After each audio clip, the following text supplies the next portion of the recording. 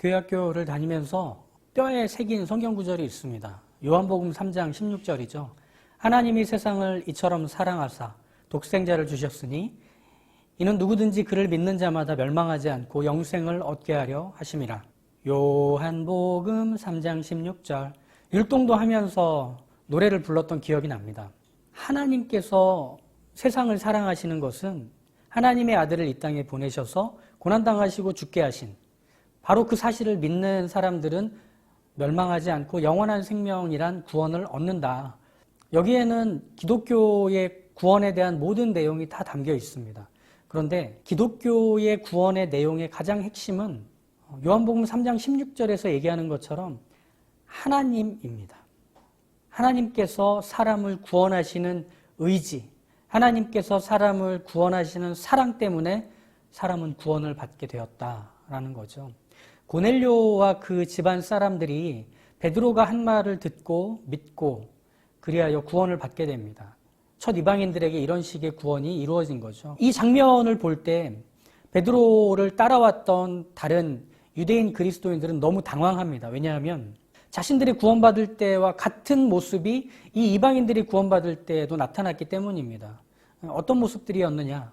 성령님께서 베드로가 말하고 있는 중에 그 고넬료와 모든 사람들에게 임하신 거죠. 그러자 이들이 방언을 말하며 하나님을 높였다. 이건 유대인 그리스도인들이 경험했던 일입니다. 그들은 마음을 찢고 회개하며 베드로가 했던 말을 통해 그러면 이제 우리가 어떻게 해야 하는가 라며 예수님의 이름을 믿고 그들이 예수님의 제자가 된 그때 성령님이 그들에게 임하셨죠. 바로 이 일이 이방인들에게도 일어난 겁니다. 그러다 보니 유대인 그리스도인들은 당황하는 거죠. 아브라함의 자손들이 아닌데 할례를 받은 사람도 아닌데 율법을 지키지도 않았는데 저들은 우리와 겹치는 게 하나도 없는 이방인들인데 어떻게 저들이 구원을 받을 수 있지? 어떤 가능성 때문이지? 그런데 단 하나의 가능성이 나머지 모든 것들을 압도한 것입니다. 무엇이냐? 하나님이 그들을 기억하시고 그들을 사랑하셨다는 그 사실입니다. 이런 점은 하나님께서 사람을 구원하실 때 있어서 너무 신비한 방법입니다. 그리고 너무 기적적인 일입니다. 왜냐하면 하나님이 일방적이며 주도적인 방식으로 사람을 구원하시다 보니 사람이 거기에 기여하고 사람이 조건이 되며 자격이 되어서 구원받을 만한 가능성들을 하나님께 제공하는 것은 하나님이 이루시는 구원에서 나타나지 않기 때문입니다. 말하자면 이런 거겠죠. 고넬료와 그의 가족들이 구원받았다고 할 때는 이런 가능성들을 생각해 볼 수 있는 겁니다. 그들이 유대인이 아니라 이방인인데 구약 성경을 모르고 하나님이 사람을 구원하신다는 사실을 잘 이해하지 못하는 이 사람들이 구원을 받을 때에는 이런 가능성들이 있지 않을까? 첫 번째, 고넬료와 그 집안 사람들은 이미 많은 신들을 섬기던 로마인이면서 유대교의 여호와 하나님을 섬기는 그 이동이 있었죠.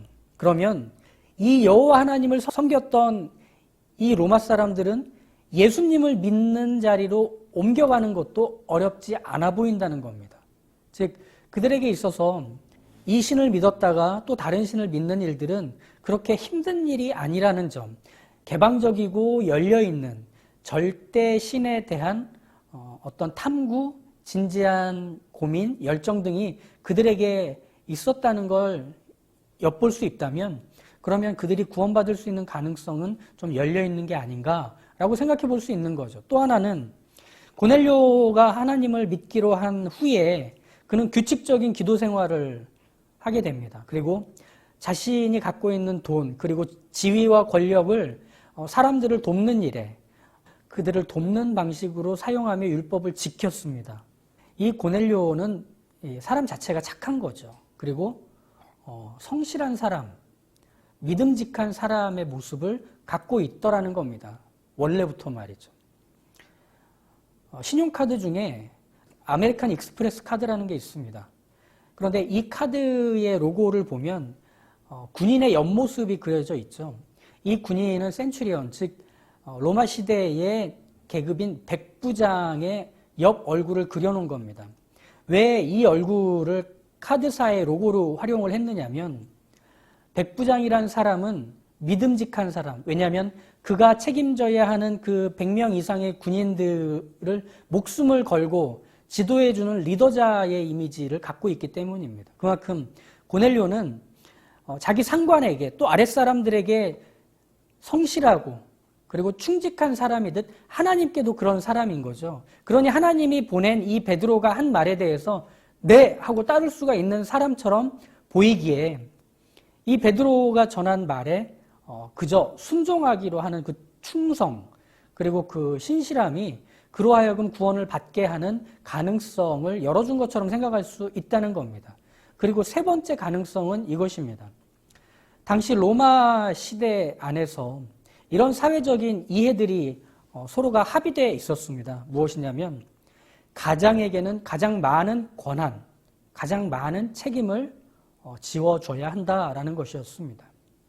그래서 한 집안의 가장은 자녀의 생사여탈, 즉 그의 죽음에 대한 권리까지도 다 갖고 있었던 막강한 사람이었죠. 그게 로마 시대의 사회적인 배경이었습니다. 그렇다면 가장인 고넬료의 신앙을 그의 가족들이 따르는 일은 어려운 일이 아닙니다. 아버지가 야 이제 오늘부터 교회 간다 하면 자식들 또 아내 또 심지어 아버지 어머니 장인 장모님도 다 따라가야 하는 겁니다. 그렇게 본다면 이렇게 앞선 세 가지의 가능성들 로마 사람이면서도 여호와 하나님을 섬기는 자리로 옮겨갔던 이 사람들이 예수님을 섬기는 자리로 옮겨가는 것은 어려운 일이 아니다. 또 고넬료가 갖고 있는 충직한 본성, 이것은 하나님께 대해 충직했던 것처럼 이 베드로의 말을 듣고 100% 순종하기로 해서 예수님을 믿게 되는 그 일이 가능하다. 그래서 그의 구원도 그렇게 어려워 보이지 않는다. 그리고 마지막으로 문화적 또 사회적인 배경 안에서 가장이 믿으니 가족들이 다 따라간다. 그러니 그냥 기쁘게 받아들일 수 있었다는 점에서 예수님의 이름을 믿고 구원받는 일이 이 고넬료의 가정 안에 일어날 수 있었던 건 이런 높은 확률을 통해 그 구원이 이루어진 것이라고 생각할 수 있게 된다는 겁니다. 그러면 이런 가능성과 확률들의 문제로 구원을 생각하게 된다면 우리는 우리 주변에 구원받을 사람이 누군지 금방 알 수 있을 것 같습니다. 카톨릭에서 불교로 옮겼던 사람은 구원받을 가능성이 높습니다.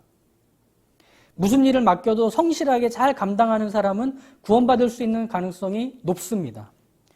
전염병이나 전쟁처럼 죽음과 가까운 시대, 이 땅에서 사는 게 전부가 아니라 사람은 죽은 다음에 무엇이 있을 것이다 라고 하는 생각을 공유할 수 있는 그런 시대에 사는 사람들에게는 구원받을 수 있는 가능성이 많을 겁니다. 대가족 중심의 공동체적 문화에 익숙한 사람들은 구원받을 가능성이 높을 겁니다. 이렇게 생각해야 될까요? 이 말이 맞을까요? 고넬료가 특별한 사람이 아니라는 얘기는 아닙니다.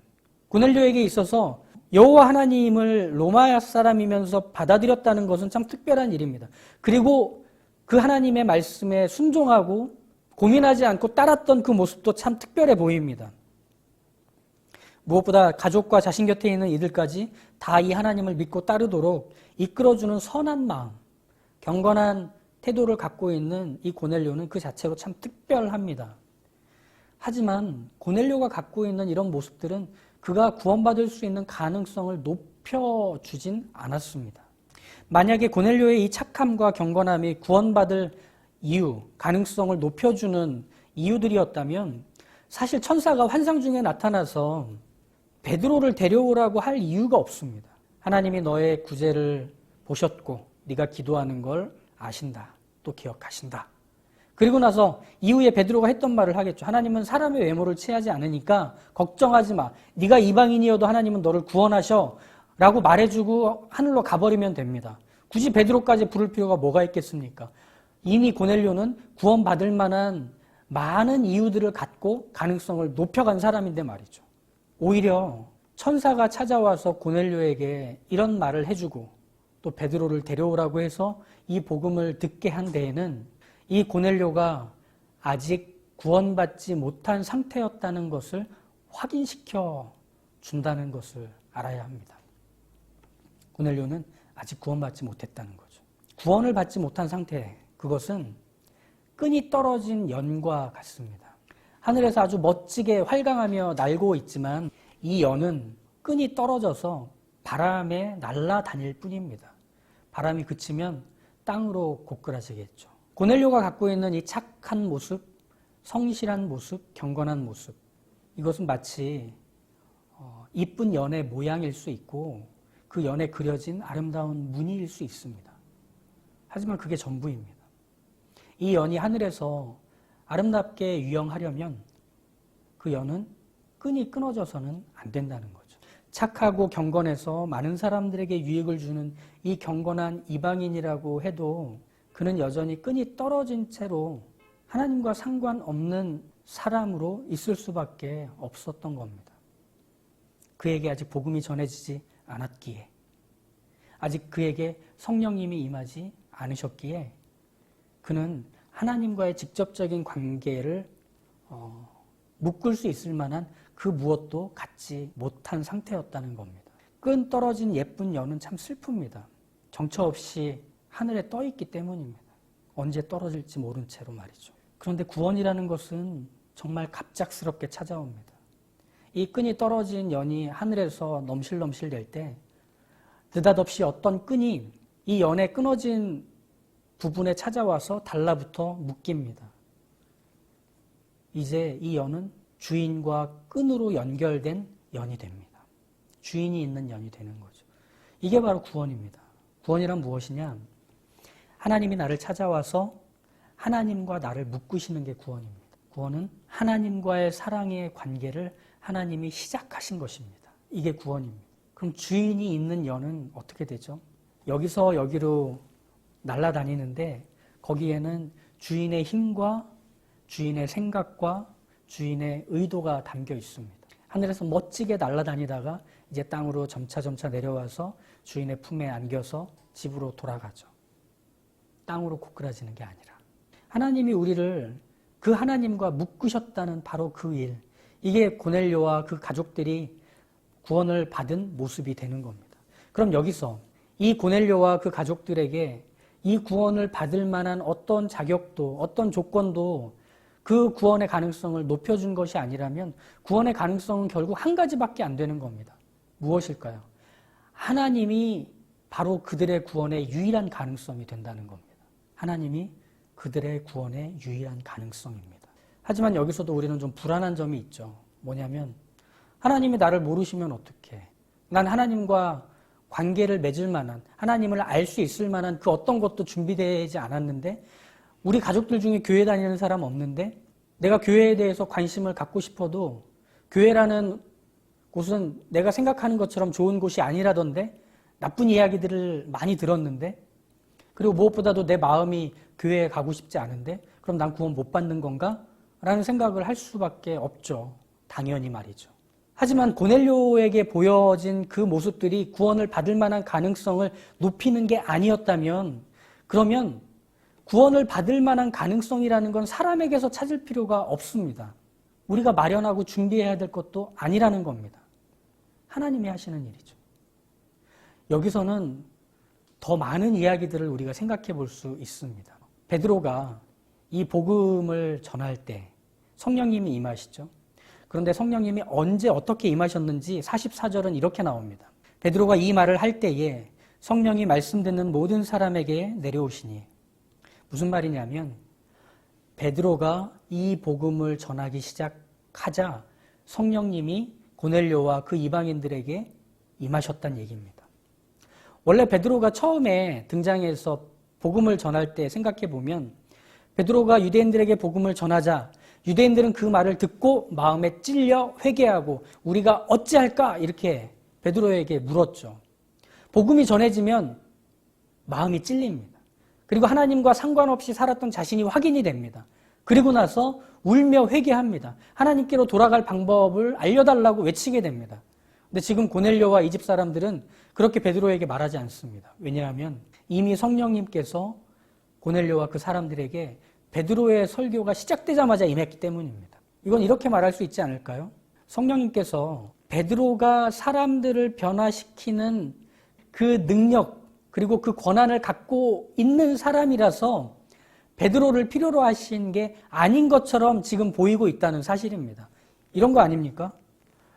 베드로가 이제 얘기하는데 성령님이 느닷없이 중간에 끼어드시면서 그만하면 됐다. 이제 내가 다 하마. 이렇게 하는 것과 같은 겁니다. 화평의 복음, 만유의 주, 산자와 죽은 자를 재판하는 자. 선지자가 했던 말. 이건 이방인들 입장에서는 하나같이 좀 낯선 것들입니다. 아직 무슨 내용인지 채 알기도 전에 이 복음의 내용들이 막 쏟아지듯 그들에게 들렸을 겁니다. 하지만 그들은 그것을 듣고 받아들였고 믿었습니다. 어떻게? 그 말이 시작되자 성령님이 오셔서 그들을 깨닫게 했기 때문입니다. 그냥 스펀지가 물을 빨아들이듯 그냥 빨아들인 겁니다. 하나님께서 고넬료와 그 집안 사람들을 구원하실 때 심지어 사도인 베드로가 이 복음을 전하고 난 후에가 아니라 전하기 시작하자 그들의 구원이 시작되도록 하셨다는 겁니다. 여름 성경학교 때나 수련회 때 저 같은 목사나 전도사들은 이런 각오들을 합니다. 내가 오늘 밤에 이 아이들을 뒤집어 놓겠다. 다 회개하며 눈물을 쏙 빠지게 하고 하나님 앞에서 변화되는 삶으로 살아갈 수 있게 오늘 밤은 이 인생들이 변화되는 밤이다. 뭐 이런 각오로 수련회를 준비하죠. 그래서 밤에 꼭 울리려고 합니다. 설교하면서. 하지만 눈물이 사람을 변화시키지 않습니다. 온 방안을 뒹구는 회개가 사람을 변화시키는 게 아닙니다.